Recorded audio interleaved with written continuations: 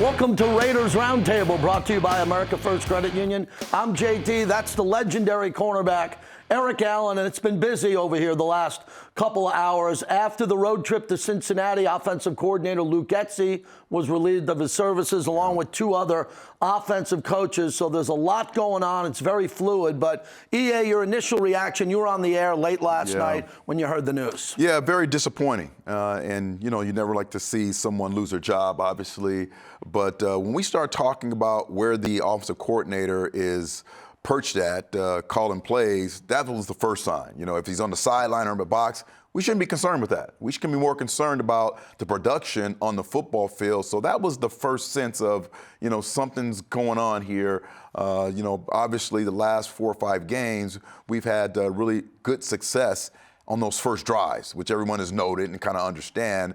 But after that, really no identity. And I think that's what it comes down to. This football team coming out of training camp thought it was going to be able to be a dominant run football team, kind of rely on this defense. And offensively, we just don't have that. We don't have any identity. We don't have the kind of force up front. And I know there's some injuries everywhere, receiver, linemen, quarterbacks up and down. Everyone, every position has been injured thus far this season. But when you start talking about the consistency of the play calling, yes, there was an issue there, and AP made his choice, and we have to move forward. Yeah, this had to happen. The offense was deteriorating. There were so many injuries along the way. The quarterback injuries you mentioned. Devontae was traded. Michael Mayer hasn't been available. The offensive line just can't get much of a push. So we wish Luke Getsy well and the other coaches here who are a part of the team, but AP had to make a decision because they're going into the bye week. We'll hear from him momentarily, but you got to make changes. And this is a business.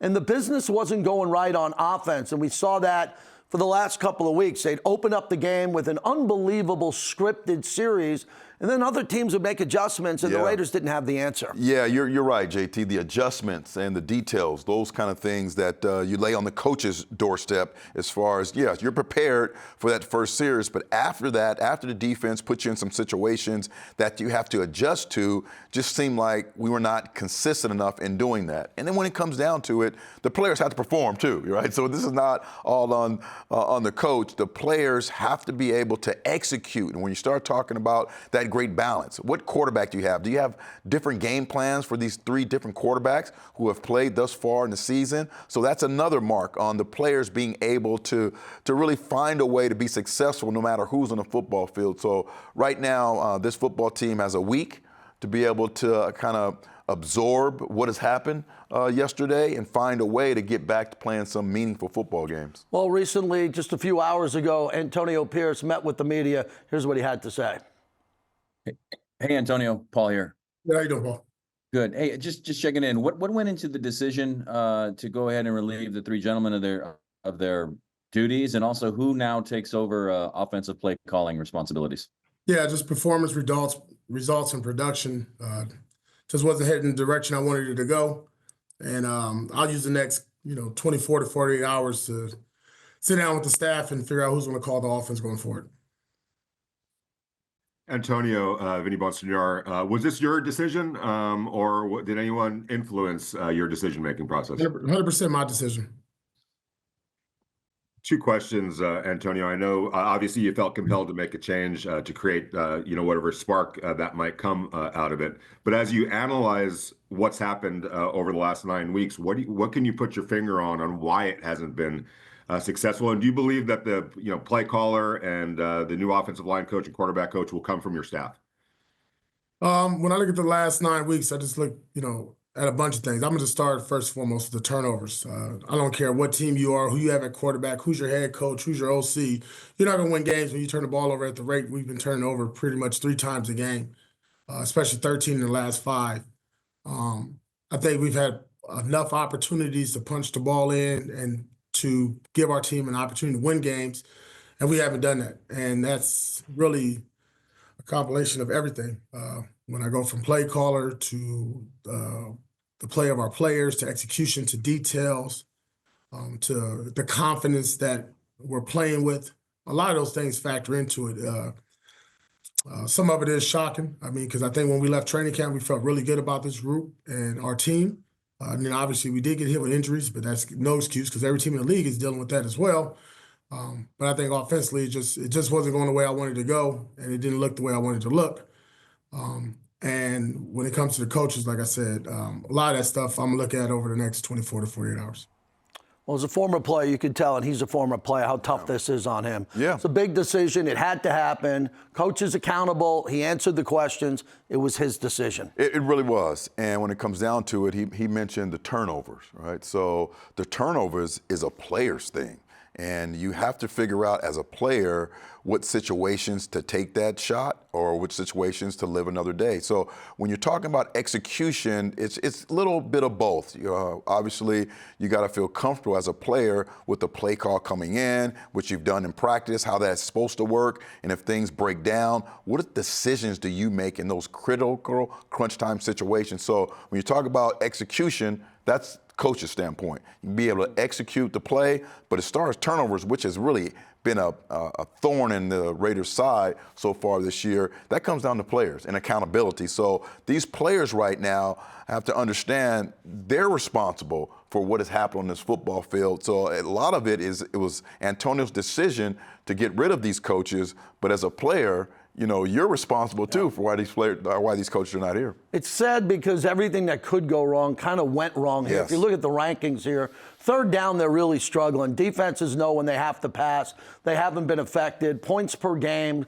They just can't get the passing game going. But I look at the rushing. Mm-hmm. When we were in Costa Mesa, we knew that the quarterbacks were struggling. Yep. But I never thought that the offensive line and the running backs would struggle. With Zeus and Alexander Madison, I thought that one of those two would have an opportunity for a big year, but they just can't get going at the line of scrimmage. There has been no holes. I think the offensive line has been pushed around a bit. The offensive line coach was let go also. So with all of that happening there, nothing went right on offense. Everything. Availability of players, trades, injuries, which mounted yesterday in Cincinnati. Man. They played with 8 offensive linemen in that game. They had 3 tackles on the left side. So a lot went into this. Not one person is to blame. Right. And you can tell by Antonio Pierce, this hurts them to make that decision, but they got the bye week to figure it out. It's difficult. And when you're a player in the locker room and you see this happen, you start to kind of hopefully reflect on what was your responsibility in there. And just, it's not all on offense. Obviously, we're focused on offense right now because the offensive coaches were excused of duty. But I think one of the things he talked about coming out of training camp, he was confident in, was this running game. And you thought that, Zeus was going to be able to step up. And Josh was a fantastic football player. We all understand that. But we thought the combination of Madison and Zeus would be able to get this running game to where you can come out and be successful and have some things come off of the running game, right? So the play action passes, being able to use the tight end off of play action pass and be able to establish the run and be nasty. And when you look at Antonio, that's what he wanted to be. He wanted to be a nasty, physical football team that was able to run the football and take some shots and dictate to defenses. That has not been the case because the running backs have not really performed well in their running style. So that comes back to coaching, not being able to put your players in the best position to be successful. So that's, again, a situation where the players are not being successful, but the coaches have not given them the opportunity to be successful in that type of running game. So now you're zone running, but your running back is more of a, pin and pull kind of running back. So that's something when you leave training camp, you're thinking you have all those things kind of situated and you have an identification. You know who you are. And at this point in the season, we still don't know who we are, JT, offensively. I think a lot of this had to go with Kansas City. You have one chance to beat the world champs in your building. If we can go back to these 7 plays, around the goal line, they went backwards. Penetration right there. And this, to me, had a lot to do with coaching. Yeah. Had a lot to do with coaching. Those plays that were called, throws in the flat, these were not Brock Bowers plays. Brock Bowers is our best player right now, period, on the offensive side of the ball. And I just don't understand it. And that's when I started questioning it on the post-game show.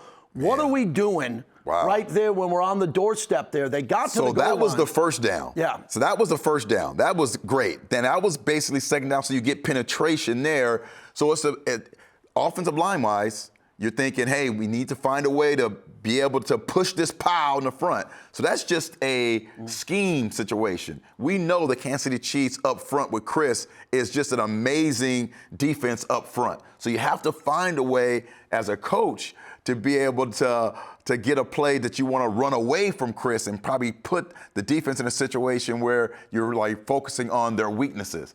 And just didn't think that play call, that series of plays, put the players in the best possible situation to win, because you're going against one of the best defensive linemen in the National Football League. So you get that great push on first down, but like you're saying, on the second down, you have to find a way to get Brock the ball. I mean, he is the kind of guy who's a mismatch, and he's going to figure out a way to really jump over a smaller cornerback, be a little more shifty than a safety, and be a little more physical and athletic than a linebacker. So there has to be some call in there for Brock Bowers to get isolated and get the one-on-one opportunity. And we just didn't see that enough in that critical red zone situation. It's always a tough day in the building or a tough night when something like this happens. Yeah. When we come back, former MVP Rich Gannon will give his opinions on the changes that were made and what needs to happen going forward, especially coming out of the bye week as the Raiders get set to travel to Miami. Raiders Roundtable is brought to you by America First Credit Union, the official credit union of the Las Vegas Raiders.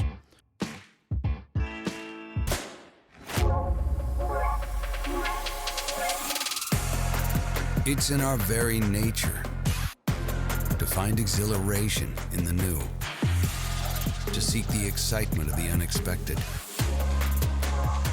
an endless yearning to experience what lies beyond the everyday.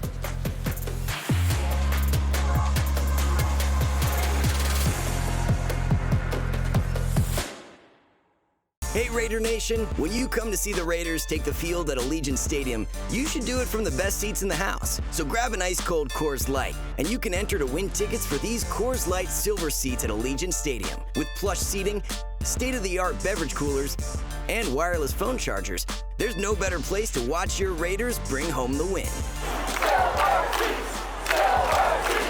Celebrate responsibly.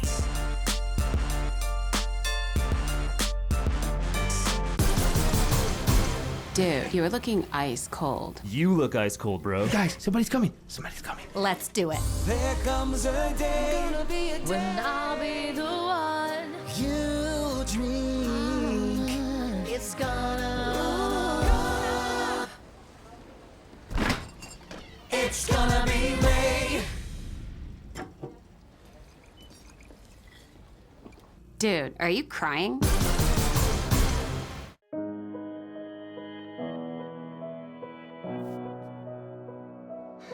You're doing it.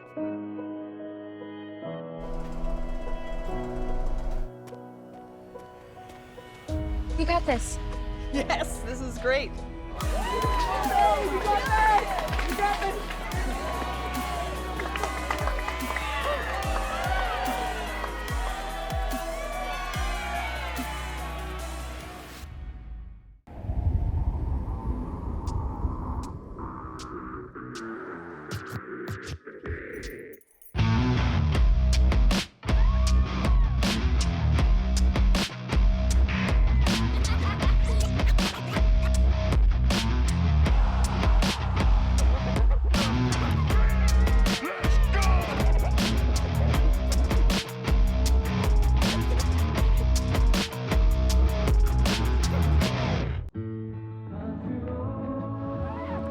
We want you to start every day with the charge you need.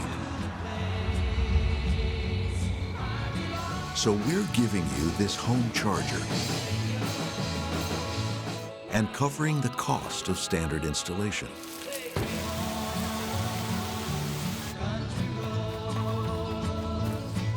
The Ford Power Promise. Electric vehicle confidence from day one.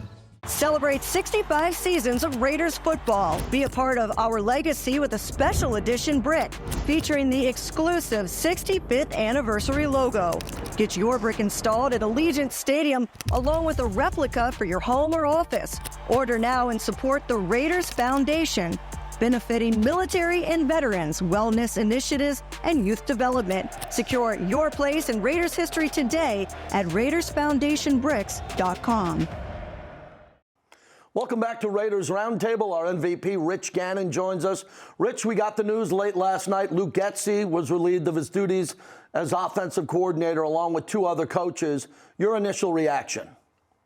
Well, JT, you could kind of get the sense this was coming. You know, when you listen to Antonio Pierce's post-game press conferences, which I do every week, I think at times they're telling. I think the frustration was increasing each and every week. I think the failures that the offense has had, in particular their inability to take care of the football, the 19 giveaways, you just simply cannot win that way. But I also think it was situationally. I mean, you look at third down, you look at red zone struggles, you look at short yardage and goal line. The lack of improvement as a unit, the struggles they've had in running the football. I think even the struggles with the quarterback position, it was just too much to overlook, and they decided to make a change.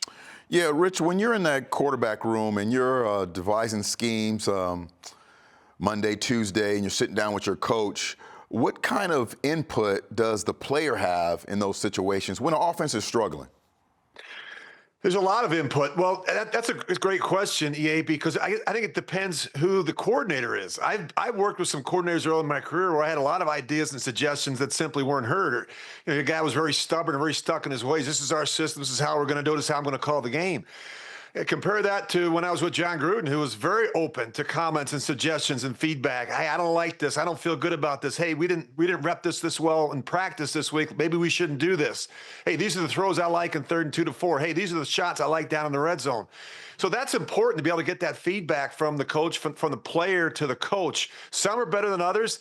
I don't particularly know what Luke Getsy's style was, but look, for whatever reason, it hasn't worked out. Here's my concern moving forward. I don't care who you bring in to call plays. I know Scott Turner's going to do it. He's got a little bit of experience having done it with the Washington Commanders. But it doesn't matter who's calling plays if you don't have the personnel to execute the game plan. And I just don't think when you look at the Raiders, the struggles they're having, the injuries they're having along the offensive line, their inability to run the football because of some of the issues there. And also when you look at the rest of the group, I mean, the quarterback position, I think, has held them back, continues to hold them back. I don't care who's calling plays. If you just think you're going to be able to flip the script with Scott Turner and all of a sudden here the next 7 or 8 weeks, they're going to start being a top 10 offense, I just don't see it. Yeah, Rich, that's a really good point. Look at yesterday. They're decimated on the offensive line, plus they're playing rookies. Those are the 2 guys that are healthy along the way. Devontae was traded. Michael Mayer hasn't been available. Jacoby's been hurt. They can't get a deep ball ever downfield. So everything that could go wrong, you mentioned no running game, had gone wrong for Luke Getsy and this offensive staff. There wasn't a lot to work with here, but I want to get into the fact that there wasn't a lot of vision. I don't think there was a lot of aggressive play, especially the overwhelming stats going into halftime. They're opening up and they're scoring. So the team is ready to play. They're charting these 15 plays and they're working the last 4 games. But what do you see with the inability to go into halftime with any type of momentum and then come out in the 3rd quarter? They usually go 3 and out. Yeah, that's a problem, right? We talk about the importance of situational football. We seem to have this conversation every week on the show. And the Raiders have not been good in situational football. The 2-minute offense, the ability to shift gears, the ability to change the momentum, to get the momentum back in a game, the ability to sustain that success. They just haven't been able to do it. I just think there's not a lot of continuity. I think when you talk about the issues that they're having, I mean, think about it from a defensive perspective. If you're playing the Raiders, you know they have problems along the offensive line. They've had some injuries. They can't run the football. The quarterback position doesn't really concern you all that much. And you look at the perimeter, and they don't have Devontae Adams. Jacoby Myers has missed some games. Their best player is the tight end. So you're not really having to defend the entire field. The field shrinks as a defense, and it makes it even more difficult for the Raiders to pick up chunk plays, to pick up first downs, to be successful down in the red zone. They've not been a good physical football team in any regard when I watch them offensively. They don't pound you in the running game. They're not physical in pass protection. It's just that's the issue right now, and it makes it. As I said, I don't care who's calling plays. If you can't get that addressed, it's hard to move forward. Yeah, I definitely agree. I think the identity of this football team is still no one really knows offensively. I think that's the real issue here that we're dealing with is there's just nothing to kind of lay your hat. There's no level of football that you're saying to yourself, no matter what, we can do this well. Mm-hmm. And is that a cause? Is that the reason because of the quarterback situation? And you have 3 quarterbacks right now that you're kind of playing with. They all kind of have different skill sets. How do you, as a coach, have a offensive game plan, system, identity when you have 3 quarterbacks who do different things? It's a challenge, right, EA? And I think when you don't have the continuity and consistency at the most important position on your football team, it's hard to be competitive, right? It's hard to win. The Raiders have had this issue for a while now. You know, when you're going from quarterback to quarterback, you're going from a rookie quarterback to a guy that's played, a guy that was hurt, a guy that comes back in, a guy that gets hurt. It's just that continuity is so important at that position. But here's my message for today, and I think this is the most important message as I look from afar at what's going on. We can focus on the play caller. We can focus on the head coach. We can focus on the quarterback. We can focus on all the issues that they're having. I mean, defensively, look what they've done during this losing streak. They're getting up over 31 points a game. Mm-hmm. So to me, we can keep looking at ways, quick fixes. You know, we get a new quarterback. Hey, we get the first pick in the draft next year. Hey, at the end of the day, it's bigger than that. You have to look at systematically what is going on inside this organization. Why aren't we winning? Why do we keep changing coaches? Why do we keep firing coaches? Why do we keep replacing coordinators? Why do we keep searching for quarterbacks? It's bigger than that. I think you have to look at the culture and the environment, what's going on inside the building to figure out a way to get this thing cleaned up and fixed once and for all. Rich, we saw Desmond Ridder. He got a touchdown at Brock Bowers. That's a good thing. Yeah. If you want to play more, you better find Brock Bowers. EA and I were talking about that. That's something to build on because of his mobility outside the pocket. As Eric was talking to me before you came on, the defense knows he's passing on every play when he comes in, so they got their ears pinned back. I thought he had good composure. He's got the playbook. There's going to be a new playbook with Scott Turner, so I think he should be playing. And I don't know when Aiden's going to come back from the thumb, but we saw a lot of Gardner, and I think it's time for Desmond Ridder to show us what he could do. I thought he ended the game on a positive note. Yeah, I think you have to start looking down the road. I think you have to look at, you know, that position and say, look, we know what we have in Gardner Minshew. The turnovers are just too much to overcome. We got to find out about some of these younger quarterbacks on our roster. And certainly you look at Desmond Ridder. He's a talented kid. I've studied him coming out of college at Cincinnati. He didn't have great success in Atlanta, but I think he's a kid that has some upside and some potential. And then at some point you get Aiden O'Connell back and you have to look under that hood again as well. So, you know, look, my message to everyone in that locker room is every day you walk in the building the rest of the way, you're being evaluated. Everyone is being evaluated. How hard you work, how hard you prepare, what you look like on the practice field. We're going to study those practice tapes. We're going to see who's mailed it in. We're going to see who continues to work and takes pride in putting that silver and black on each and every week. That's what I'm looking for. I want to see this team fight, compete, battle the rest of the way. I'm getting hit up on my phone from these Raider fans who drive me crazy. They've had enough. And look, they deserve better. Yeah. The product on the field has to improve. You know what it starts with? A commitment to excellence. There you go. There you go. Last one for me, really, Rich, is have you ever been in this situation where the team is struggling and, guys are, like you're saying, guys are starting to mellow in and taking those opportunities to get away from the game for a while? Have you ever been in a situation like this, and how do you resolve it? I have, unfortunately. Yeah, if you play long enough, I've been on some teams. I was on a team in Minnesota that went through that. I went through a situation like that with the Washington Redskins in '93. It's hard, right? It really challenges you to stay focused, stay committed, stay dedicated to your craft, and also realize that you're a professional. This is what we get paid to do. And you have to come in, you have to have some joy in your heart that we're getting to do what you love to do. And I'm seeing some really bad football. You know, you look at the Raiders have lost 5 straight. The Saints have lost 7 straight. They fired their coach, Dennis Allen. And, you've got to fight through it. And it takes strong people in that locker room. You can change all the play callers. You can change the coaches. You can fire this guy. It takes strong men to get it fixed. And I want to see how many strong men we have in that Raider locker room. Rich, last one from me. In this situation, they need a bye week. The players do. And there's going to be some players that aren't going to get a bye week because they're going to be back here getting treatment. The injury bug was crazy yesterday. So what do you recommend from a distance here? Because the coaches are going to have to work because there's a new offensive coaching staff. A couple of coaches are gone here. How do you think the Raiders, as players or an organization on the football side, should react to a little time off here? You know, I wouldn't go too far if it were me. You know, maybe a day or two away and you catch your breath and get away from it a little bit. But I wouldn't be booking a plane ticket to Cabo or anything like that. To me, it's like, hey, we've lost 5 straight, and people are getting fired right underneath us. You know, we're losing good people. And, you know, it's not going to stop. They'll continue to make more changes. And so I don't like people getting fired on my watch. If I'm a quarterback, it happens on my watch, I feel bad. I take ownership in that. I hope some of these players do that. I think they have to come back in and work harder. I mean, you know, the best way to get things changed is to work harder. And I just think that has to happen. And I'm curious to see who's going to do it. Thank you, Rich. We'll talk to you next week. All right, my friend. Thanks, guys. Yep. You know, I asked that question for a reason. I know Gannon's not going to Cabo if he's here. That's a specific question because he said it better than I could, and you played with him. Look, everybody get back to work. Yes, and that was a great point because we were always held accountable with Rich. You know, defense and offense, obviously, you know, different personalities like to hang out a little bit on defense and kind of tear it up a little bit. But he's exactly right. If the ship is kind of going rudderless right now, you can't be, you know, having your bye week, you know, in Mexico somewhere. You have to really get back and kind of concentrate, find a way for your unit, for you yourself, to be able to help this football team get back on the right track. When we come back on Raiders Roundtable, we'll look ahead after the bye week on the road trip to Miami and the upcoming schedule as the Raiders get a break now, and we'll continue that conversation next. This is Raiders Roundtable. Hey Raider Nation, when you come to see the Raiders take the field at Allegiant Stadium, you should do it from the best seats in the house. So grab an ice cold Coors Light, and you can enter to win tickets for these Coors Light silver seats at Allegiant Stadium. With plush seating, state-of-the-art beverage coolers, and wireless phone chargers, there's no better place to watch your Raiders bring home the win. Celebrate responsibly.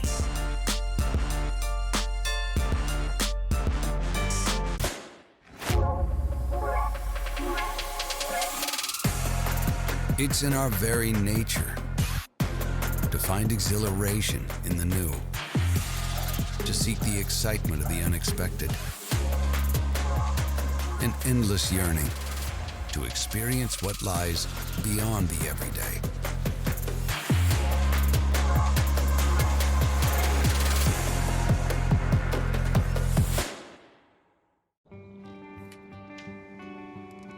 In 300 feet, turn left. With Cox's fiber-powered internet, you can do brilliant things. Exit approaching. Like upload your voice to Dad's GPS in no time flat. And I miss you, Daddy. Happy birthday.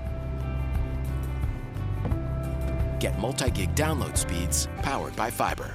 Upgrade your internet today with Cox, the nation's fastest internet provider.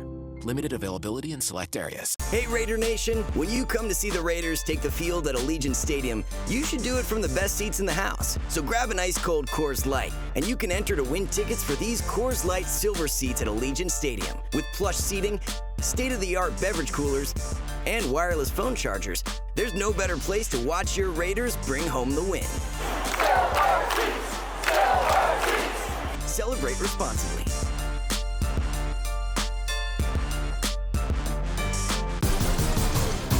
Dude, you were looking ice cold. You look ice cold, bro. Guys, somebody's coming. Somebody's coming. Let's do it. There comes a day When I'll be the one. you dream. It's gonna. It's gonna be Ray. Dude, are you crying?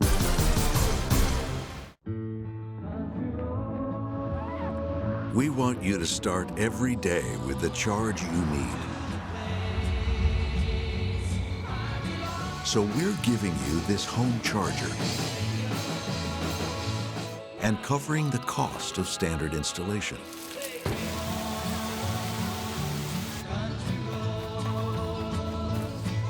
The Ford Power Promise. Electric vehicle confidence from day one. Raiders Roundtable is brought to you by Coors Light. Choose chill, an official beer of Raider Nation. Celebrate responsibly. 2024, Coors Brewing Company, Golden, Colorado. America First Credit Union, the official credit union of the Las Vegas Raiders. Welcome back to Raiders Roundtable. So a lot's happening. Coaches changes. We're getting into the bye week, so we're going to see you taking a pause for a moment here, but not in this building, as Antonio Pierce is making a couple of big decisions. There'll be some decisions about the training, getting players back healthy. Here's what Coach said a little while ago about what's going to happen going forward. AP, was the timing of this, was it because of having the bye week, did that go into it where you can really take a deep breath and take an overall look at the program? Yeah, I think it gives me enough time, obviously, really prepare for the Dolphins next Wednesday with the players. The staff will do that over the next, starting, Saturday, Sunday, as we got to bye, let guys kind of, catch their breath for what just happened. The timing does work out for what the decisions that I made going forward, but, it wasn't like I was going into each and every week thinking about making decisions. Had confidence in Luke that we'll get it turned around, and then once I felt like we needed to make a change, I did.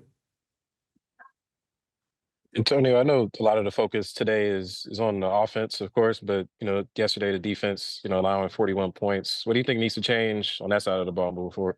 Yeah, no, listen, that was disappointing. The last couple of weeks, I think the last 5 weeks we've given up 30-plus points 3 out of the last 5. That's not to our standard. These guys are fighting their tails off. Issues now showing up a little in the red zone. We were pretty good on red zone. It was good on third down. Those have now been a little bit of a nemesis to us.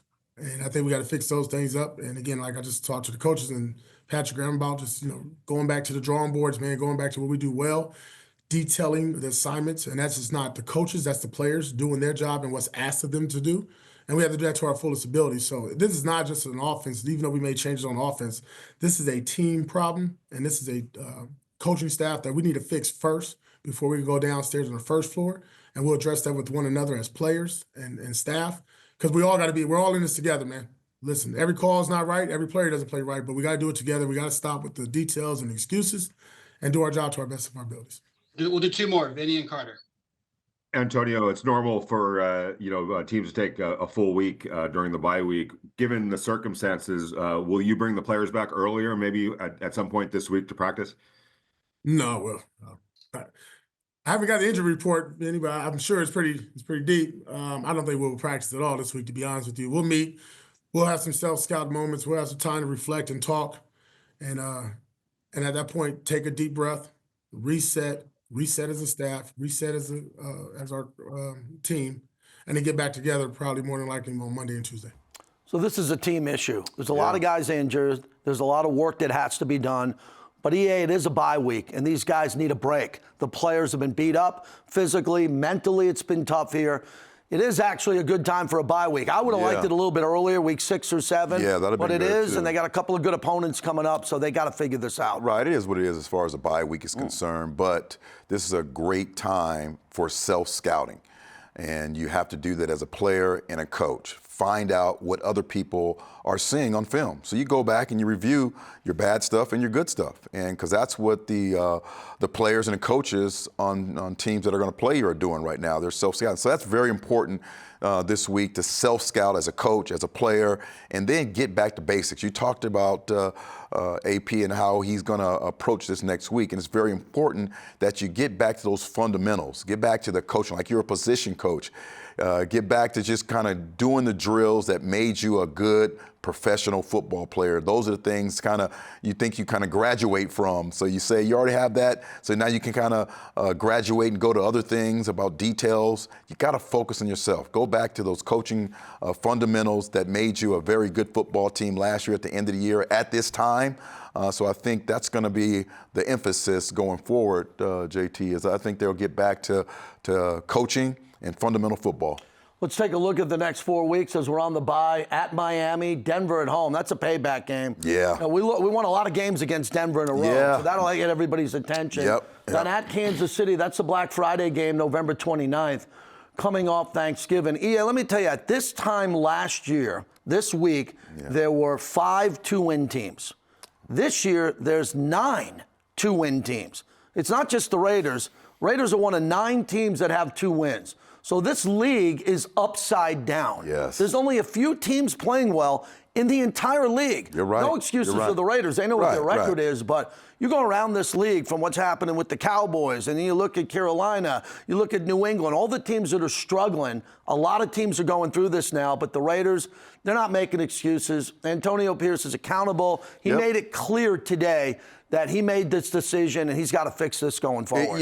Going forward, got to make better decisions on the field, in the box, wherever you are in this organization. Everyone's going to be held accountable, and that's what this week is about, getting ready to get back to fundamentals on both sides of the football and making sure coaches are coaching their players up.